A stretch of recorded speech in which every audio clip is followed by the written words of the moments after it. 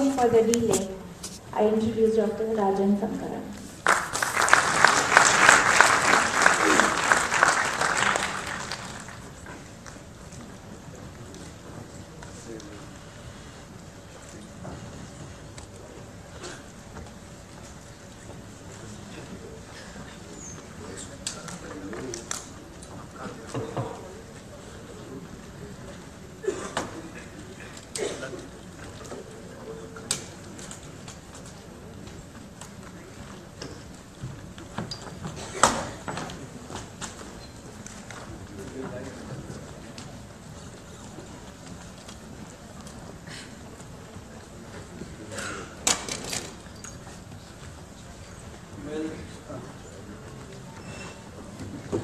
We started the day today with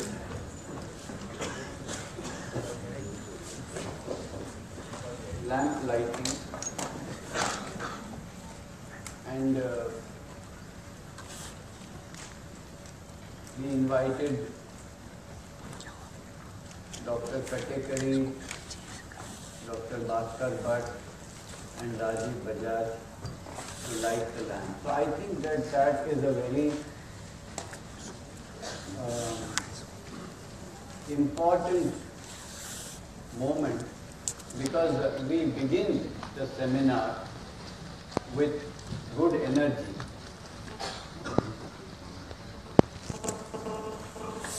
And I think that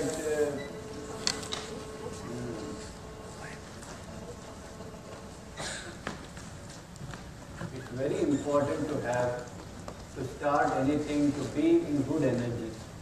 When the intention is good and pure, then it sets the stage for good things to happen.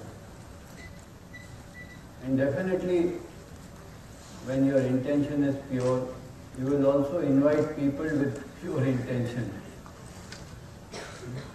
And I want to say that it's very inspiring, particularly to see Dr. Katekari. Sir, what is your age now? 86. 86? 83? 86. 86. So, can you imagine that he continues to learn at 86, and he learns from every source that he can.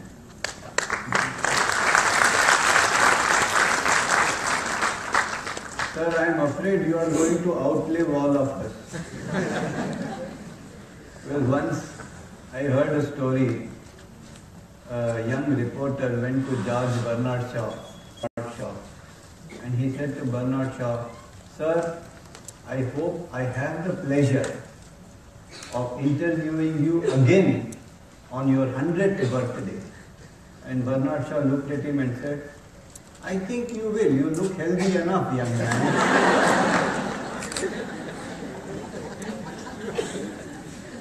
So I think it's the spirit that keeps you young, the spirit of learning and humility. I remember when I went to Switzerland, I was 26 years old at that time, and I gave a small talk to Swiss homeopaths, and the teacher of teachers of Switzerland, his name was Dr. Kunzli. He was also at that time nearing 80. He came and attended my entire talk. Can you imagine? I bow to these people. This is humility. And when you dissolve your ego, that's when the spirit arises. And then you will remain young forever and happy forever. And Dr. Bhaskar Bhatt, I want to say a few words. He is the president of the Homeopathic Medical Association of India. I have known him, as he said, for a long time. I can tell you one thing, that in India, whenever you reach a position of that kind of importance, you can assume that that person is a thief. This is natural. If you become a minister, you become a this, you can assume that. Dr. Bhaskar Bhatt is the exception. I have seen pure intention. And I tell you, last month, sir, if you don't mind, I can share your email. He wrote me, he said, I would like to organize in Ahmedabad a meeting of all the, the principals, the educationists, the experienced homeopaths. Let's get together for a day and think, what can we do for good education in homeopathy? Can you imagine? And he said, do you think it will work? He asked me on email, do you think it will work? I said, I don't care if it works or not, but to do it, it is important. What happens is not in our hands. But I said, whenever you call, I will come. So I don't know, you're organizing something. And then about Rajiv Bajaj, who has become more a friend than a patient. He is an inspiration for me also. There are 2-3 things that he taught me, which I will tell you, which I learned, I also put in practice. One, he said, you continue to teach homeopaths. But your problem is, you should start teaching patients now, how to be better patients. Just like you teach homeopaths how to be better homeopaths. And that's very important.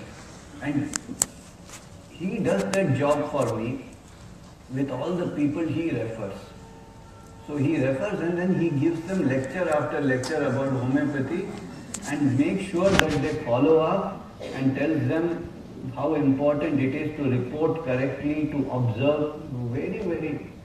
So that is why most of the patients he refers, I get success.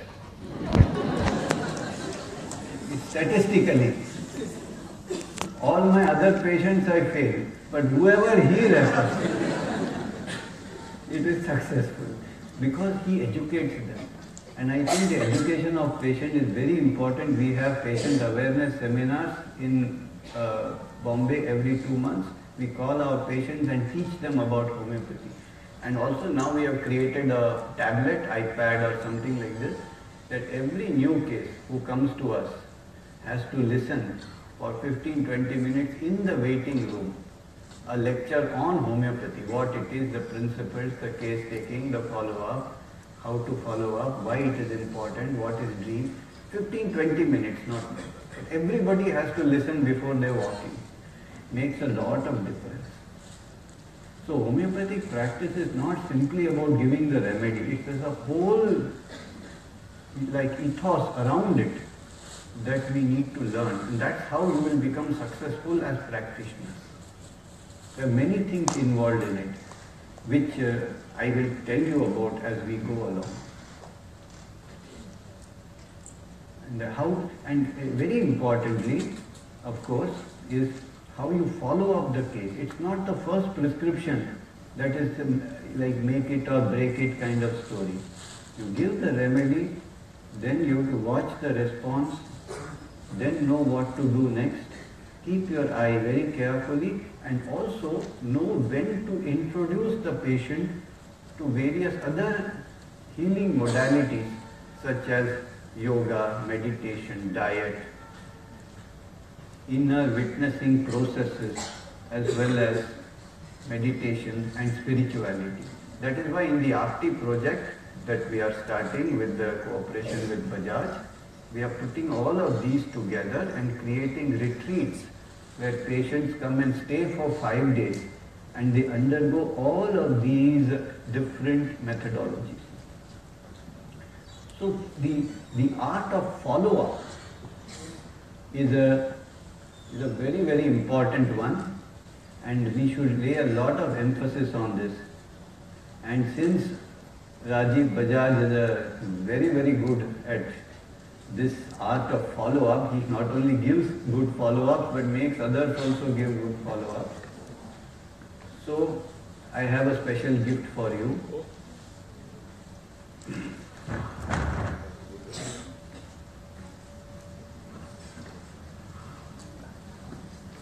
So, please. Yeah.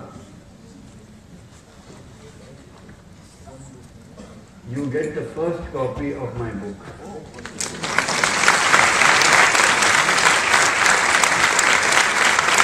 It is the art of follow-up. which we are releasing just now.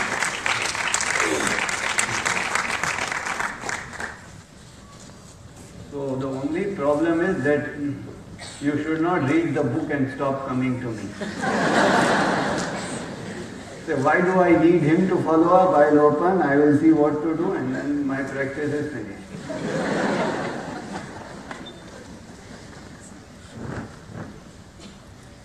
So in any case, let us start with the seminar. And I think the words that he said are very, very important. And I can tell you honestly, very honestly, this bridge course that he spoke about, Dr. Bhatt also spoke about, where homeopaths can learn something and practice allopathy, it is completely commercially intentioned. It is for people who want to make money through their colleges, and they believe that if they start such a course, then they will attract more students who want to do allopathy through the back door of homeopathy, and they can get more money in their pockets. I am not afraid to tell this anymore. This is the truth. I think we all agree. Yes or no? Yes. And I think that we should be aware of people with these intentions. Unfortunately, they are occupying important positions in homeopathy, but I hope not for very long, because a bill is being introduced in the Parliament to dissolve the Central Council of Homeopathy and to appoint a commission which will hopefully have more honest people. But in India you will never know. You will be replaced by even. So we have to pray to Hanuman. Please, Hanuman, give us good people on the top, improve the standard of education, and let this beautiful science thrive. This is our prayer.